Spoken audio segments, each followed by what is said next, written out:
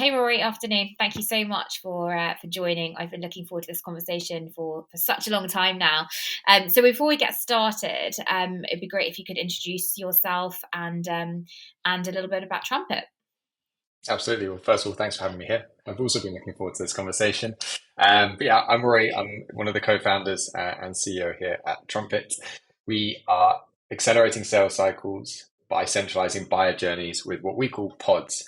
They're microsites that can be created in seconds, used from outreach right through to onboarding to provide your buyers with a seamless one-link journey. So there is the quick elevator pitch. Brilliant. Thank you. So good to learn a bit more about Trumpet. Let's just dive into it. Why does Trumpet exist? What was your kind of mission? What was your kind of why? Yeah, great question. After spending 6 years in B2B SaaS sales, I realized that actually being a buyer sucked. There's so much back and forth, content to be consumed, competitors to be compared, ROI to be calculated, risk to be assessed. Like the list goes on. And I'm a big believer that champions actually just become messengers. They're having to navigate a lot of back and forth between you and the wider stakeholders. And all of this back and forth leads to indecision. It leads to deals falling through, and it means that sales cycles are getting longer, especially as there are more stakeholders than ever involved in decision-making processes. So whilst I was witnessing all of this happen, I was like, there has to be a better way to equip your champion with everything they need to easily share your value prop internally. So that's where Trumpet was born, just watching how painful it was for buyers to buy software. Amazing. And so many of those trends are things that we've been hearing about over the last 5 years and actually probably getting worse, right? So I remember when I first heard that you need 6 people in a deal to increase win rates. Now that's gone up to 8. Now it's gone up to 10. And of those trends that you briefly mentioned that feed into your mission, where would you say the biggest movement has been out of interest, Rory?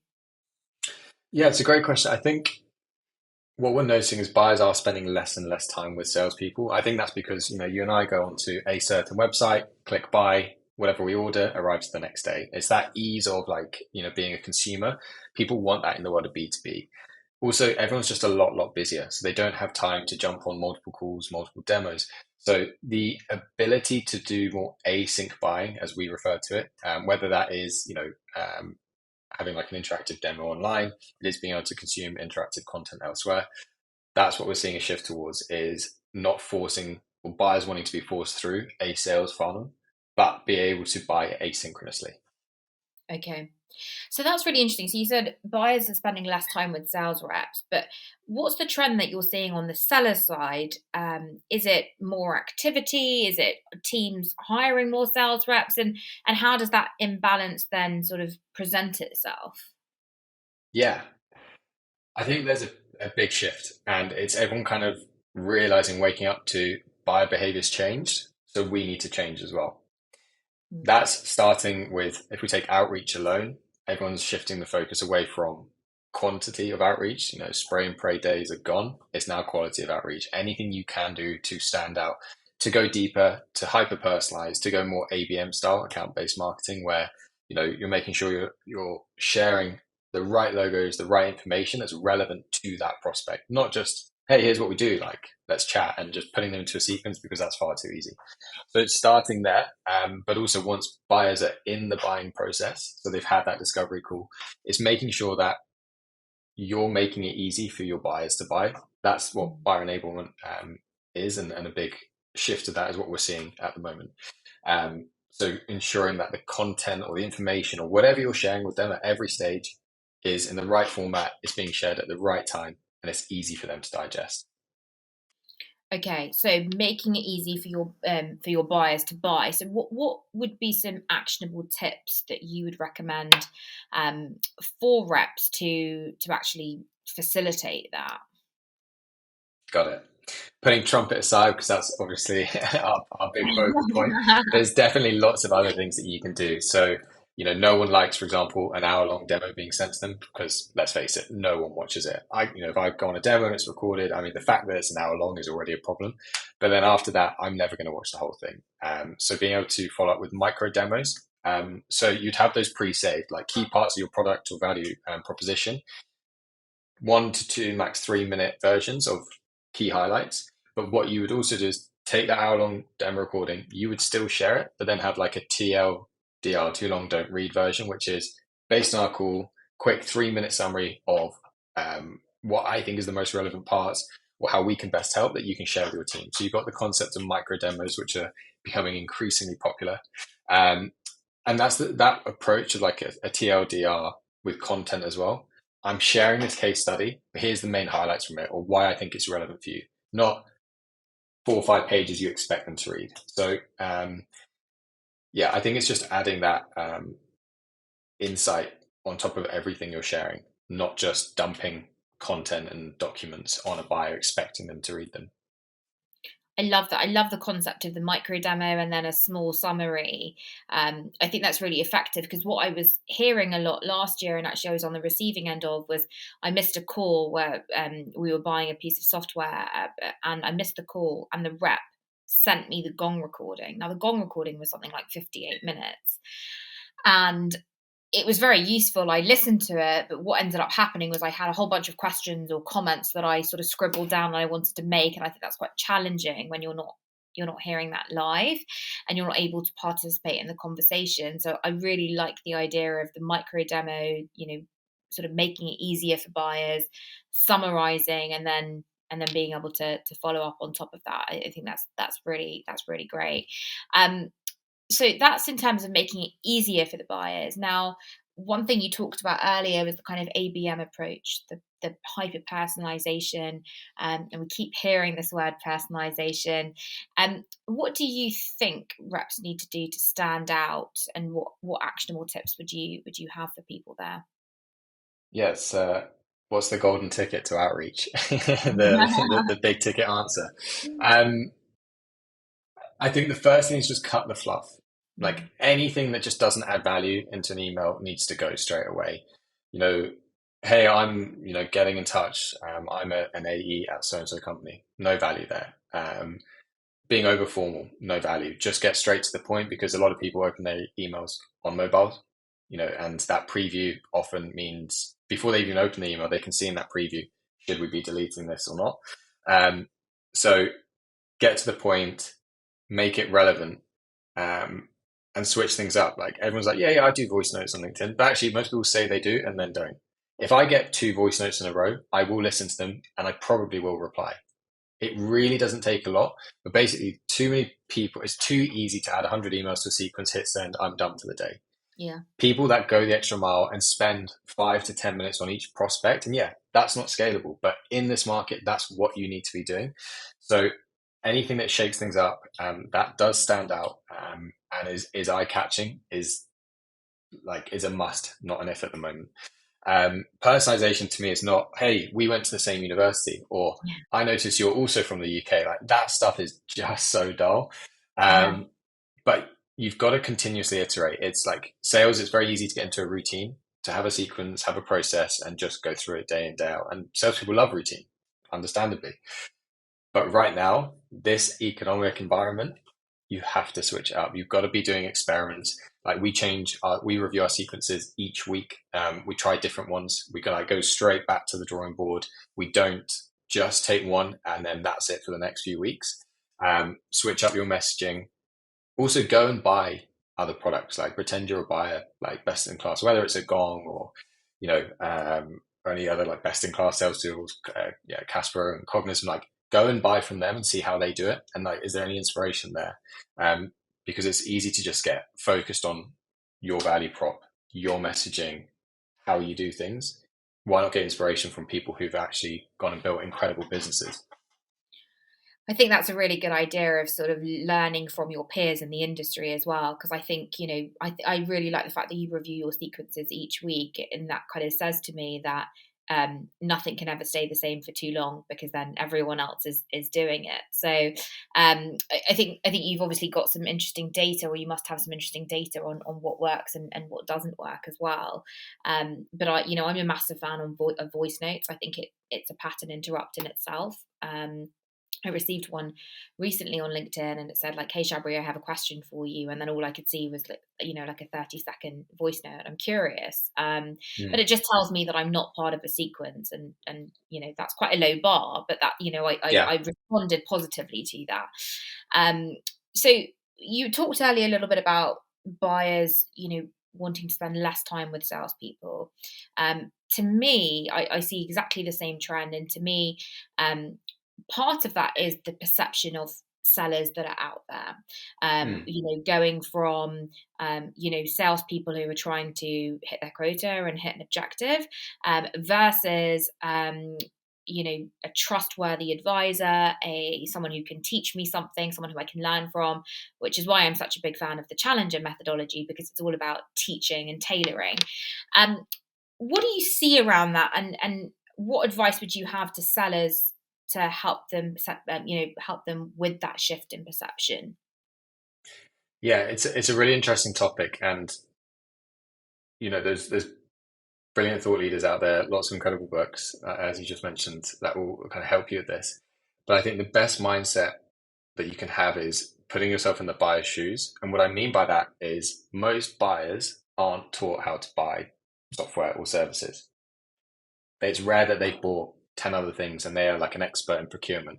So it's your job to understand that you're guiding them through a process. You want to remove as much heavy lifting as possible. Invite the elephants into the room. Competitors, yeah, we've got them. This is what they do. They're great at X, Y, and Z, but we're slightly different in this area. And that's why I think we're a fit. Pricing, why leave that to the last minute? That's waste of your time and their time. But that qualification, I see too many salespeople just leave pricing as like this. We'll get there. We'll get there. Like you've got to go through all these million different discovery questions. Just be open with them. Like give them ballpark figure, because if you don't, it's so easy for them to go and find a competitor, find their pricing. Yeah, that kind of fits, and go elsewhere. So it all goes back to what we said at the start, like that making it easy for your buyer to buy, that sense making approach. You don't want your champion to turn into a messenger. You don't want to overwhelm them, but what you do want to do is guide them through this process. Other great things that you can do are introduce timelines, so giving them visibility on the journey ahead, and mutual action plans. It's the talk of the town right now because they work. They create accountability. They help progress deals forward, but they help educate your champion of what is involved for this to happen. If there's a fit and you've done great discovery, then you'll know that they want this to happen, but you can't make it like put it all on them. You need to show them that there's other people like in their team that need to get involved. It is a bit of an education piece. It is that consultative selling, but it's not doing it for your sake. Just get them to sign. It's, it's getting to that end result, like them becoming a customer and onboarded. That's the end goal, not that, pen to paper piece. So you're trying to paint that picture for them of this is usually how things work. This is where I can help. Let me do some of that heavy lifting for you. Okay. And then on that, and this is a controversial question, Rory, but do you think that the way revenue organizations are set up, with monthly targets, weekly targets, KPIs, quarterly targets, all that sort of stuff, do you think that contradicts where sales needs to go, which is this kind of tailoring, teaching, education, advisor piece, because we're always really going to be guided by performance metrics and sort of quota attainment, to say? Hot topic. I can see arguments to both sides, but I think basically what's lacking at the moment is visibility into that async buying journey. So you've got Yeah. like forecasting based off calls, emails, demos in the calendar, that kind of thing. But what's happening in between them to give you that insight of, are they reading the content? Have they completed a mutual action plan? Like, have their, the other stakeholders opened X, Y, and Z? That's what Trumpet facilitates, and we're trying to unlock that value of the buyer behavior and the async journey. And there's, lots of other tools that do similar things. And I think, companies need to adapt to facilitate a digital buying journey, as well as the calls that we have and the demos. So if you've got those insights and you've got those signals, then it makes sense to continue, like as a revenue organization with those kinds of targets, it makes sense. But I think salespeople, if they're taking a more consultative approach, really they should have a better understanding of when it's going to close if they need to push back, and delay that deal. So I think this actually plays into the favour um, of organisations that do revolve around, pretty strict targets, monthly, quarterly, and things like that. So yeah, you should be painting a better picture of where that deal lies, and the intent on the buyer side. Okay, amazing. I just wanted to pick your brain on that. Like I said, controversial question, I know, but Mm. so sort of cycling back, you talked about some of the trends that you see, and you talked about information overload. And one thing that caught my eye last week was your post on LinkedIn around um, one of the challenges that buyers face today is just too much information, and you sort of boiled it down to indecision, which was Mm. the first time I heard of it phrased like that, and I think you're spot on. So when we look at information overload for our buyers, and that indecision, what do you see reps doing today that needs to stop, and what would be the flip side and the alternative to that? Yeah, interesting question. I thought you were going to ask what should they continue doing, but in terms of what they should stop, I think that the main one is having that like nervousness or pushback around competitors. Who you're speaking to, it's their job to go and evaluate the market, because even if they absolutely love your solution, think it's the best thing ever, as soon as they go to their CRO, their CFO, the first thing they're going to say is, "Have you looked at other providers?" Doesn't make sense for us to go with the first thing that you find. We should always benchmark and see what else is out there. So if you can support that journey, and do, again, it goes back to that heavy lifting, like do some of the research for them, um, they'll be grateful. Like most buyers don't want to go and sit on 5 or 10 different demos and then have to do a whole analysis. Um, but it doesn't mean that you're uh, putting your competitors down or saying that they're rubbish or anything. It's just being, here's what they do, side by side comparison, up to you.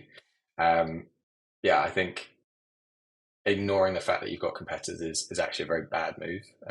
So yeah, it goes back to inviting the elephant into the room, which I actually encourage everyone to do. We do it. Even if they haven't heard, like they're very new to our space, we'll still tell them, you should be looking at so and so, but we're that confident that we feel like this is a good fit. Okay. Okay. So embracing your competitors, does that help with the indecision, do you think? Does that mitigate the the risk of overwhelming buyers with too much? I think it does, because you've done the research for them. Like as soon as they've spoken to you, they then need to look at someone else. They need to see, do they integrate? Do they offer onboarding? Do they have SSO? Do they, have the X and Y feature? Um, so you're doing their research for them. But alongside that, I think creating a business case for your champion on their behalf, because they'll probably have to do that as well. We're seeing an increasing trend towards that, because especially right now, that's what every CFO is asking for. So all well and good, you want that tool. How, what is the ROI? What is the impact? How's it going to reduce risk? How's it going to save costs, drive revenue? Like how's it going to help with all of these things? Can you demonstrate that? Because if we're going to spend 5, 10, 100K, I need to know that we're getting our money's worth there. So, and again, it goes back to, not all buyers know how to buy software, and they don't know that they will have to build that business case. So just seeing the steps ahead, like salespeople know that journey. So prepping them for it, helping them with it, is only going to work for both parties. The same with like inviting, or kind of sharing with them typically how the legal process works. Security reviews, SOC 2, ISO, like that's going to come up if you're in software. Let's not leave that last minute, because that can be a real blocker. So yeah, bringing that into the conversation early. So something that you've talked about before, Rory, and something I'm seeing increasingly on LinkedIn is about enabling reps to sell to a CFO. And I saw something a few weeks ago that said, if you can't engage and sell effectively to a CFO, um, and sort of quantify your ROI, then you can forget selling anything, successfully in 2023. How do you see that, translate for you and your sales processes? And what do you think is effective in terms of engaging CFOs, and any trends that you see around that? Very relevant question in this in this climate. You've got to talk the CFO talk. You know, they're not focused on your fancy features and integrations and AI and everything like that. It is, what is the impact on that business? It's not just ROI. I think it's what is like meaningfully from all the thorough discovery that you've done. How are you going to have a meaningful impact on that business? Not just, oh yeah, we solve these problems, or like here's the benefits based on the call I had. It is how you're going to drive change, and that needs to be focused around reducing risk, saving costs, increasing revenue. That's what everyone is focused on right now. It's, is this a painkiller, not a vitamin? The kind of classic saying, because every business is focused on doing more with less. Bit of consolidation going on, and reviewing their strategy. So if they're going to be bringing on new software, new services, that means change, and that means resources. So it's just having this like bigger picture understanding. Don't think of like the sales this opportunity is just I'm going to close this deal. Think of it from their side and why they should put in the extra investment of time, resources to making this happen. Of course, as well, the cost side. You've got to present the real, like a meaningful business case, more so than ever. Yeah, I think you're spot on there. It's a very different messaging and value proposition to what you might be selling to your champion or end users or any other stakeholders. It's like you say, talk the CFO talk. I really like that. Okay, so you've given me so many tips, and you've given anyone who's watching this a ton of actionable insights and tips. And I'm sure a lot of this is what you're practicing what you preach. But just a final question from me: what is an example of a rep or company who have sort of taken some of these tips or shown you some of these tips that you've experienced, and what made it special and stand out to you as the buyer? Yeah, the one who comes to mind instantly, Charlotte Johnson from Sales Loft. Great follow-up email, good use of micro demos, like didn't, kind of fluff around pricing, was just super honest, transparent. And yeah, I think most reps can take a leaf out of her book. Obviously, she does some great work on LinkedIn, sharing great insights and content and tips and tricks. And I think that's just reflected in her work as well. So yeah, hats off to her, because I think it was a great follow-up process. Amazing. I think a lot of people are going to be taking away the micro demo idea that you shared earlier, summarizing, and I think, like you say, just really making it easier for buyers. It's no longer about just meeting buyers where they want to be met. It's actually about how you communicate with them, and I think how you go through that process. So thank you so much, Rory. I've personally learned a ton from this conversation and appreciate all the ideas and insights that you shared. Thank you. Pleasure. Thanks very much for having me, Shabri. Thank you.